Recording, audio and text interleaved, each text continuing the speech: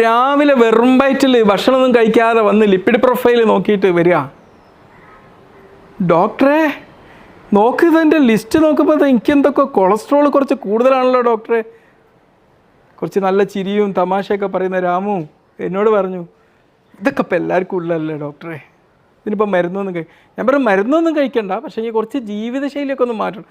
ഒന്നും പ്രശ്നമില്ല, ഇത് ഇവർക്കൊക്കെ കൊളസ്ട്രോൾ ഉണ്ടല്ലോ, ആൾക്കൊരു വലിയ കുഴപ്പമൊന്നുമില്ലല്ലോ. കുഴപ്പമുണ്ടടാ രാമു, കുഴപ്പമുണ്ട്. ഒരു വർഷം 4.4 മില്യൺ 4.4 മില്യൺ മരണങ്ങൾക്ക് കാരണമാകുന്ന ഒരു റിസ്ക്കാണ് കൊളസ്ട്രോൾ കൂടി നിൽക്കുക എന്നുള്ളത്. കൊളസ്ട്രോൾ കൂടി നിൽക്കുക എന്ന് പറഞ്ഞു കഴിഞ്ഞാൽ ഇവ രക്തക്കുഴലിൽ ബ്ലോക്കായി മാറുക എന്നാണ് അർത്ഥം.